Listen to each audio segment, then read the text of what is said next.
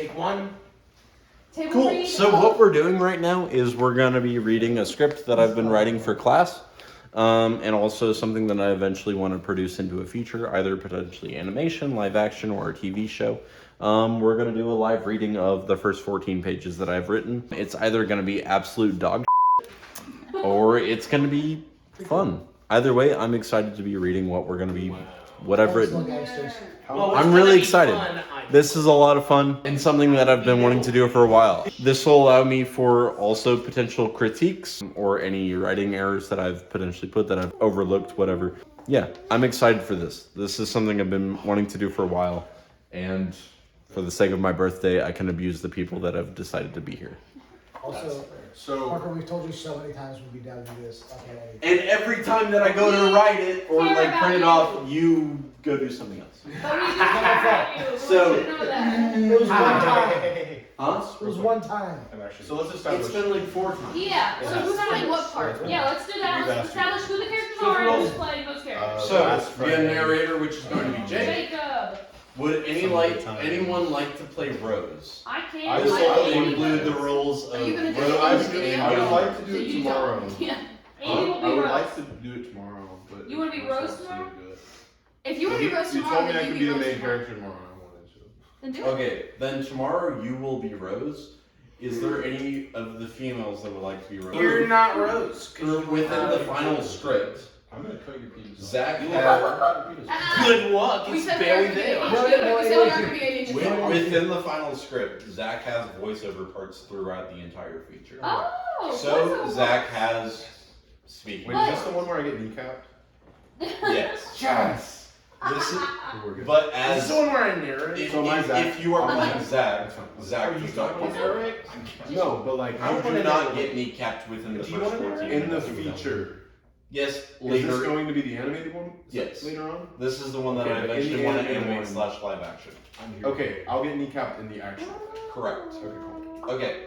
So That was a condition. we've got Andy. this was originally you want to be Rose. Sure. Reese, you'll be Zach. So I Jake, you're the narrator. So can I play? So Mason, how important are all these other people? Nathan O'Neill. I don't know the character 3 because he says We're- it F1. One second. Sorry, I'm getting a little ahead. Nathan O'Neill is the father to Zach and Rose. Would anyone like to do that? Nathan? Sure. Yeah, that'll Mason or Connor. Sure, I got it. Okay, I'll Connor, be you're young Nathan. Rosie. These are just within the flashback scenes. Okay, so we'll probably have a couple people do the. So I've got some biker parts. I think there's 4 parts. Can I be biker number 3? Yeah, you want to be better now. Biker Mason, can you be biker number 1? Sure. Can I be biker number 3? Reese, you can be biker number 3. I can be better. Catherine, can I have you be biker number 2? Yeah, you can. You have to And be intimidating. then Captain be intimidated. let me double check. Done. I want to make sure I have Done. biker number Done and 4. done. I don't think there was a line for Bucket number 4. Walkie fly. Wonky slash. Oh yes, I get to say I miss Bubby. I think I was that's looking it. for a highlighter and got lost. So If sorry. If I do not have a biker number 4, in that case, Reese, instead of you being biker number 2, can I have Allie be biker number 2? I'm number And yours? 3. Right. Number After 3. you have 3, I thought I was Then number 3, my bad. Number 2. And I'll be number 2. Why? EXT means exit. He's over Exterior. there. So, INT is interior, EXT is exterior. Thank you very much. That seemed like it was pretty important because I see it very often. Yes. Um, So, Jake, as the narrator, you will read anything that is like flashback, scene heading, action shots. I got you. I'm gonna be reading. You are. Anything That's that right. And I is am not. drunk. Let's do this. If it is You know, not, you- for some I can reason, do it. center page with the character name and then the parentheticals, just so you guys know. Listen. I can read. Hey, those of you who have not read like a movie script before / TV show script before, if there's anything that is in parentheses, after your character name, that is parentheticals. Those are descriptions for how you should read the line or how you should interpret the line, So like a or sentence. might go for the line. I know So, what like for example, I just didn't know what EX. for example, for Connor's character, since Connor is playing Nathan O'Neill, which is the father to Zach and Rose, he speaks within a southern accent. He has a deep southern accent, I believe. Jake, Did what you I'm pick saying somebody for was Rosie's mother? within. Rosie's mother, I have not. Oh, So in that case, Well, I'll like as a have narrator, you like play sometimes Rosie's those mother, are- and then Reese, you will keep. Let me the ask podcast. him because he might want me to read them. Hey, so Do you want me to read the I just thought you would narrations parentheticals? No, you will not read the parentheticals. Okay. You will just read the scene headings and the I action think shots. this is I was saying because that's how Do you you read want the me script. Never mind. What? Reese, That's you how you can read still the be script. Viper You Kavara don't or read his it. mother. Yeah, Okay, I just made Because, sure. like, you I specifically didn't know you don't were, read because I didn't acknowledge, I thought. And For that if there are any But I've lines seen for, like movie read-throughs Hey, before. listen. if there are any lines for some reason that I forget that I didn't cast within this read through, I went through the. I will read those ones. Okay. Am I For- doing young Rosie as well? Yes, you'll be Rose and young Rose. So any sound effects, I'm going to try and make. Boom. So if it's a gunshot, I'll try and make the gunshot. If it's a screech, like I know within the script, it's more of a, it's like a apocalyptic zombie whatever. There are, I think I've titled them as lurkers because I couldn't think of a better name. That's good. If there's like screams or something from them or shrieks from them, I will try and make those screams, and they'll probably be along the lines of something like that. Something along the line of that one. I don't know, something like. But yeah. Either way. So I'm gonna read along with those lines. I'm gonna try and keep those like actions, whatever, anything that is outside from the casted roles. I will be those background roles. Alright. Since I'm the quote director for this. So I guess just to clarify, is he gonna read like right here? It says He a will little read. boy Two story 7. house. Huh? Does he say 7? Like it says a little boy 7, young Zach. No, Yes, that's he will read parenthetical. That's why I I'm wouldn't No, do no, that. But now The he's saying- only parentheticals are the ones in quotations out. So like you'll have say Like on- Nathan O'Neill, deeper, slightly southern voice. Yes. You wouldn't read that. So you say like page 1. On page know that. 1, reading all the way through, Okay. Jake will be the entire page 1. Page 2, if I can flip to it. And when it gets to Nathan, Once upon a time. so when it gets to page 2, so page 2 it says like halfway through Nathan O'Neill's deeper, slightly southern voice. You will not read that. Anything that's really center page, you will not read. Anything that is full page from side to side, you will read. I know. Okay. He got it. He's ready. This is more so clarification for, I mean. No, I was It's just asking for general specifics on. This is not my first read-through. Thank you. So He for was Shrek. Jake, even then, for like title page, don't worry about writing like You'll- Jake. Even for like bottom, like right here, don't worry about reading that. I would like you to read. You don't want me to read your email address, Parker. Correct. Calm down. Okay. Sad. So cool. It's- I'm gonna double check. I'm gonna double check one final time for the camera. I would like to make You can start it over again. No, I like this stuff. This is stuff I really like. He likes I this like that. stuff. It's stuff you really It's stuff he really likes. I I'm hate sorry. you all. Well, we love you. and We that's love why you, we're- So- and you're someone we really love.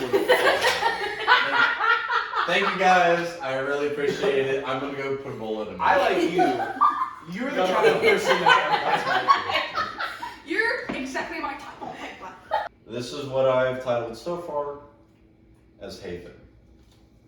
Haven, written by Parker Fleming. Flashback, exterior, house, nighttime. A two-story house in a suburban neighborhood. The wind whistles by as a little breeze rustles the grass, bushes, and a tree in the front yard of a house. The occasional firefly blinks and the bugs of the night chirp. There are lights that shine from the windows to the right side of the face of the house. There are 3 cars in the driveway, a small truck, and a couple more are lined up along the side of the road outside of the house. Interior, house, continuous. The door slowly pushes open into the entryway of the home. The lights of the dining room to the right are on, and no lights comes from the closed doors to the left. There are streamers wrapped around exposed stairs, railing, and swirling. I'm too drunk to do this. Oh my gosh. I literally can't even follow the words. Mason, let's start over. Just start from that I spot. feel like I'm doing a The bad door job. slowly pushes into the entryway of the home. The lights in the dining room to the right are on, and no lights come from the closed doors to the left. There are streamers wrapped around the exposed stair railing and swirling, reflective strands that hang from the chandelier above the table. A couple balls of various sizes sit in the bowl on the table with a happy birthday sign on top of them. A little boy, 7, young Zach, sits on the stairwell, stares towards the front doorway from his spot. A glum expression is on his face. He has messy curly hair, wears a striped shirt and some gym shorts. People sing happy birthday from the kitchen further into the house. It's terrifying. Interior house continuous. A little dog, a small, short-haired, toy breed Yorkie, drags a chewed-up blanket from the hall towards the living room ahead. As the dog walks down the hall, it passes by the base of the stairs where the boy sits A bisecting hole. It passes by the base of the stairs where the boy sits in a bisecting hall towards some other room. Passing further into the house, the hall opens into a living room to the left and a kitchen to the right. There are birthday decorations similar to the decorations in the dining room, draped from the hanging lights over the bar. More across the window, there is a sign across the back wall that says Happy Birthday Rosie above the sliding door behind the kitchen table. Happy Birthday is sung by the group of people around the kitchen table. There are mostly adults. Some of the men are in casual wear and some dressed in slacks and polos. The women do the same, with some in casual wear or some in nicer clothes. There are a couple kids who sit in the chairs around the table as well. We do not need to see any one of their faces. Fair. I am also too drunk to be reading this. Can someone else? See, I said Mason needs to do it. I am way too drunk. Can someone please read it? I literally couldn't even get through the first like I'm 2 trying so hard and It's it's okay. very Read difficult. the dad. Drink Read some more. Narnia.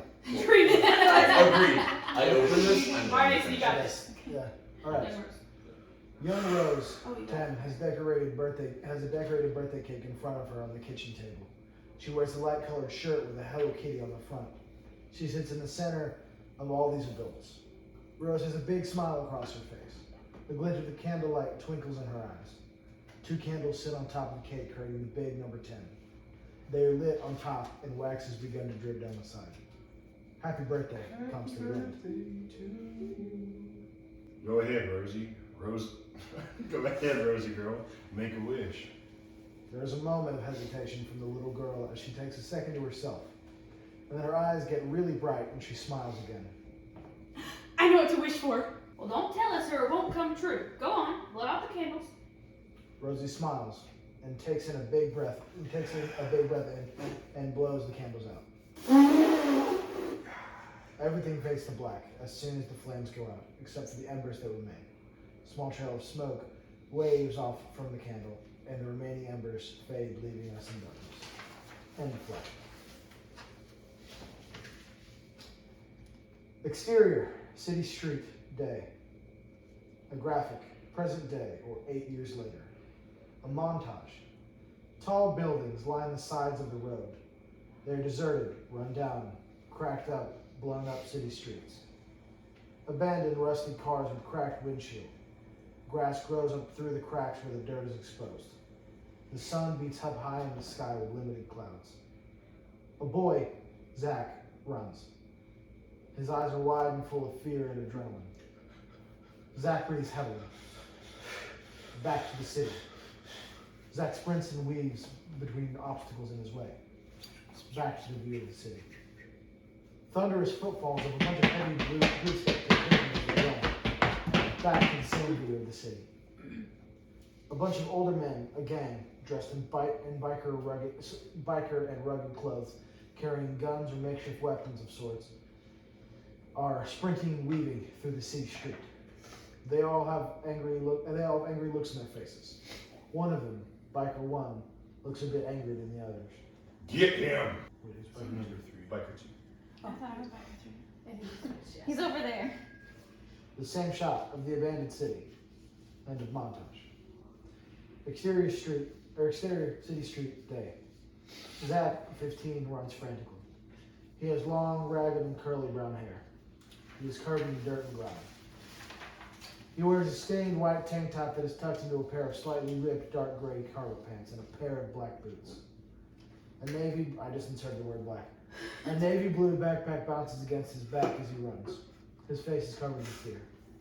Zach runs past an open hallway, dodging past a dead car, and keeps running. The biker gang is 20 to 30 feet behind in their pursuit.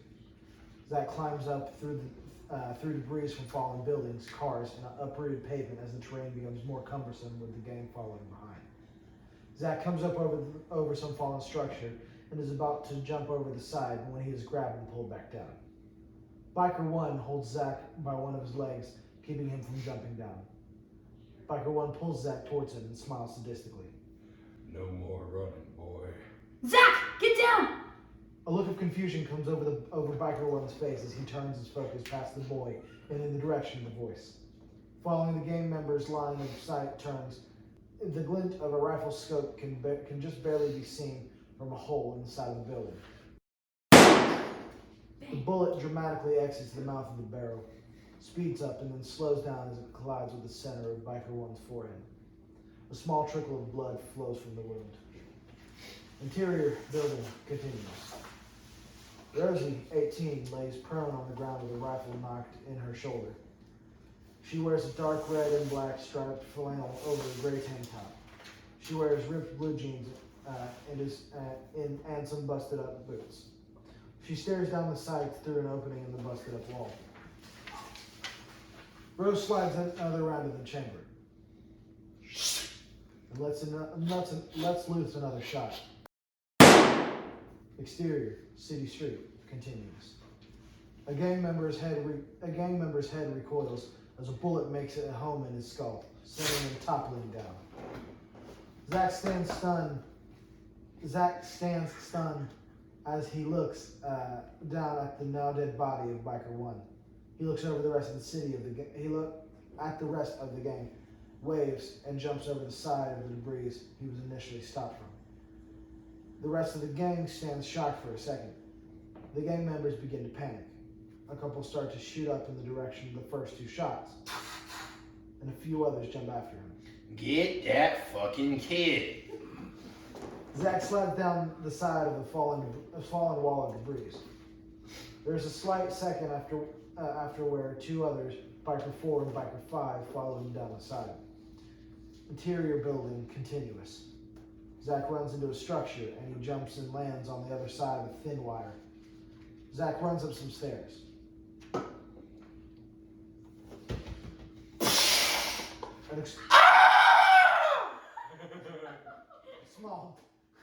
A small dust cloud rushes into the stairwell and Zach stumbles for a second, regains his balance, and heads up the stairs.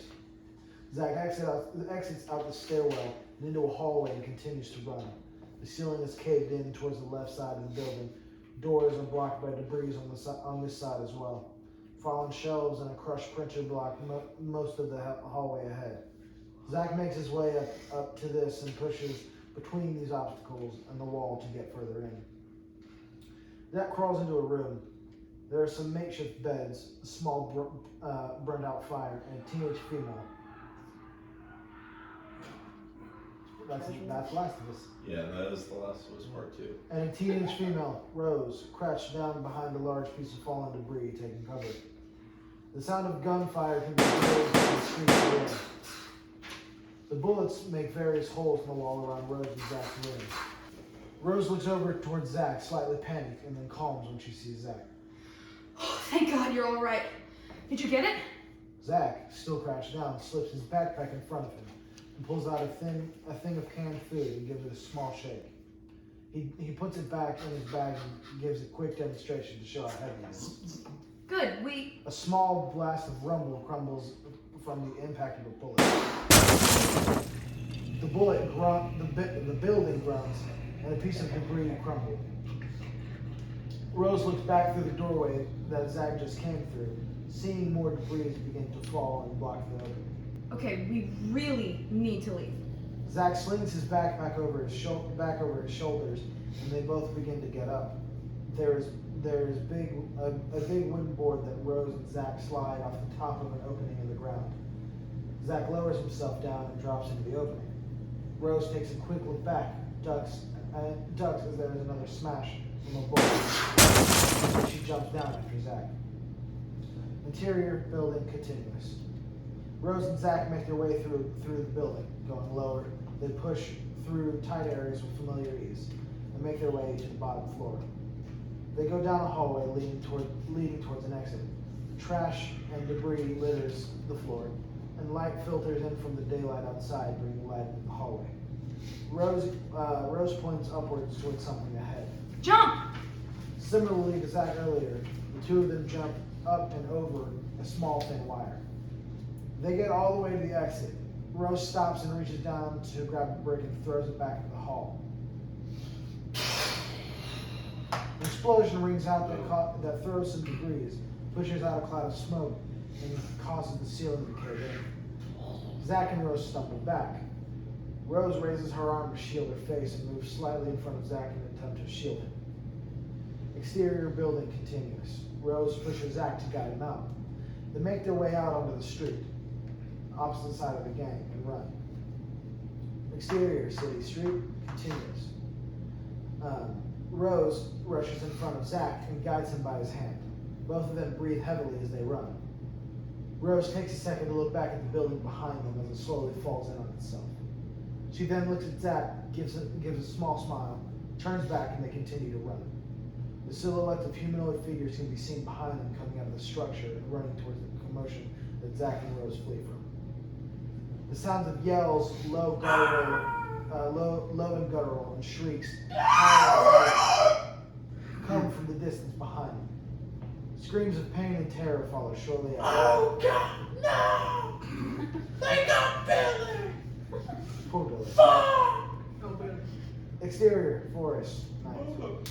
Rose sits atop of a rock and Zach sits on the overgrown grassy floor of the woods. They sit near a fire in a small clearing. There's a stream with a trickle of water that flows through it. Two sleeping bags lay near the fire.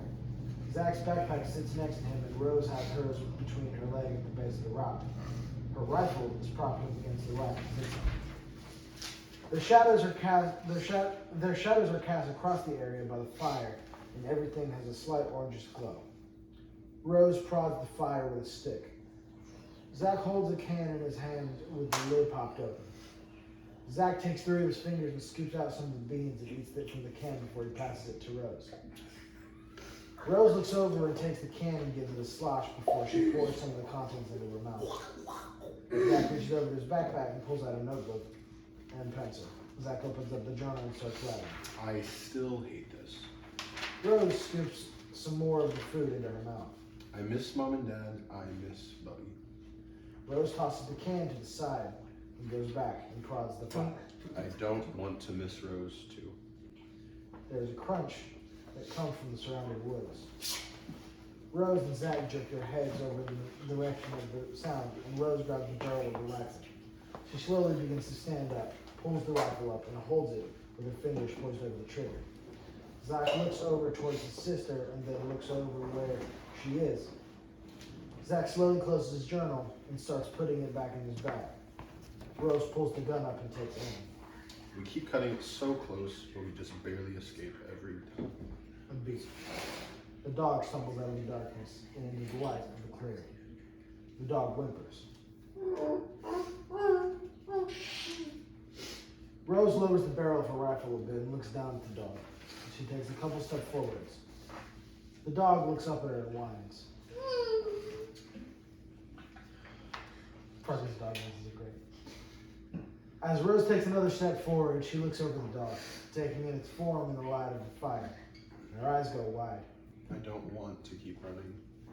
There's a bloody, horrible gash of ringed puncture marks that look like they're a bite across the backside of the dog. Zach? Rose begins to raise her rifle back up and backs away from the dog.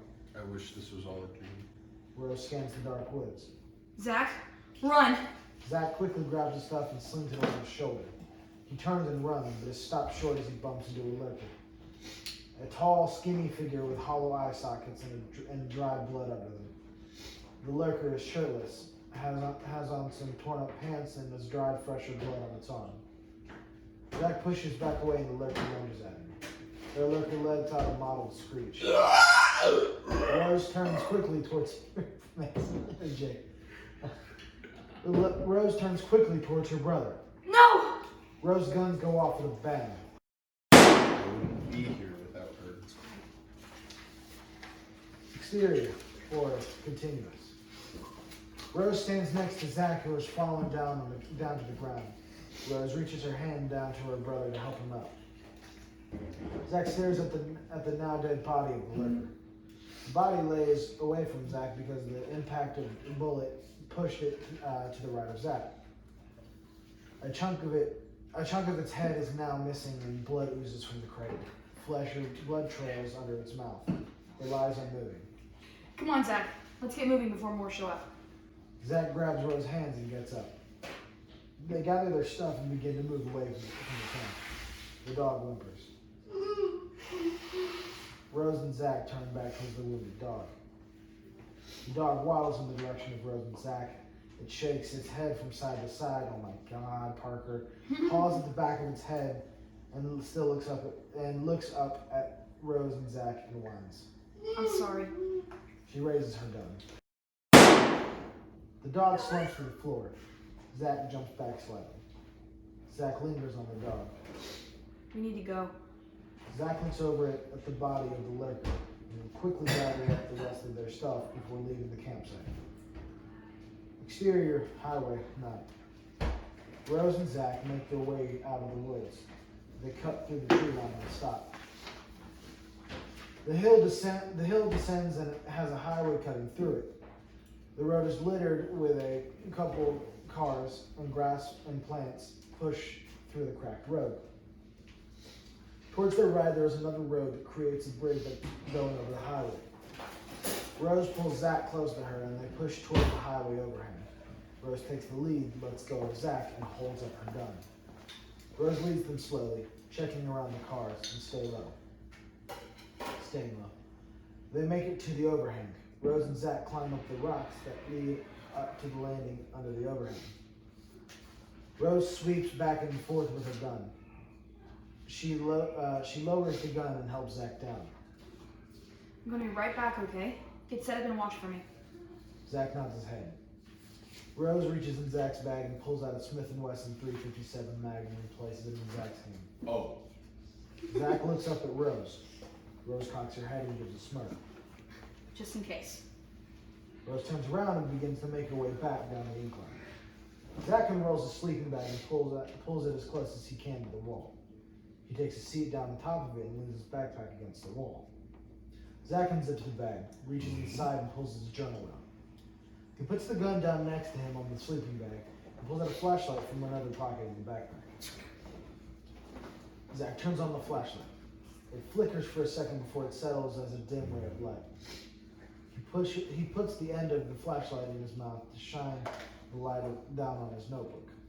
There's a click from Zach's pen as he begins to draw in the journal. Exterior, highway, continuous. The chirps of bugs continue to fill the night air. Great hit. A faint screech is heard in the distance. Zach is hunched over his journal, lost in his work as he continues to scroll away in his journal. What's your eye captured this time? Zach jolts upright with wide eyes as Rose steps up onto the landing. There is a bit of blood on her hands, but she is not injured. Rose laughs. Sorry, I didn't mean to scare you. Zach looks down at Rose's hands. There were a few lurkers, but they were barely hanging on. Nothing major. She takes a step over towards Zach and looks down at his journal. She squints her eyes as they adjust to the light from Zach's flashlight. She takes a seat next to her brother and he hands the journal over to her. On the pages of the journal, Zach has drawn out the dog and the lurker from the campsite. The dog looks happy with big eyes and a smile with its tongue hanging out. The lurker is drawn as it was, both dead and alive. The detail is overemphasized on its hollow eyes and thin frame. Zach's attention to details are reflected in his drawings. You definitely got Mom's talent. Rose points at the dog. Actually, I kind of got a little excited when I saw the dog come out. Could you imagine having a dog with us? Zach turns away and shrugs. Like, seriously, what if we could train one to hunt or be alert for us? I would feel like I could do that. Zach cocks his head, rolls his eyes, and there's a small smirk on his face. Rose hits his arm and leans away from Zach. What? Do you think I'd be a bad trainer? Zach glances away from Rose again and shrugs his shoulders. I doubt you'd be any better. Zach takes back the journal and puts it back in his bag. He tries to stifle a yawn and rubs his eyes. Rose, in reaction, yawns as well. Okay, I get it. We need to get some sleep. But don't you think I'm dropping this just yet? I know I'd be a great dog trainer. Zach lies down in the sleeping bag closer to the wall and turns off his flashlight. She picks up the revolver and puts it over by Zach. Just in case. Rose lies down next to her brother with her rifle cradled in her arms.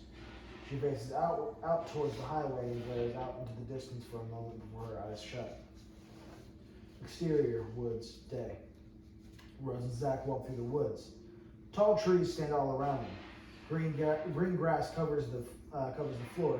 There are scattered fallen branches and flowers. The sun hangs lower in the sky of the early morning, casting some longer shadows across the ground. The sky shines a lighted blue with a few clouds in the sky. Zach leads in front of Rose.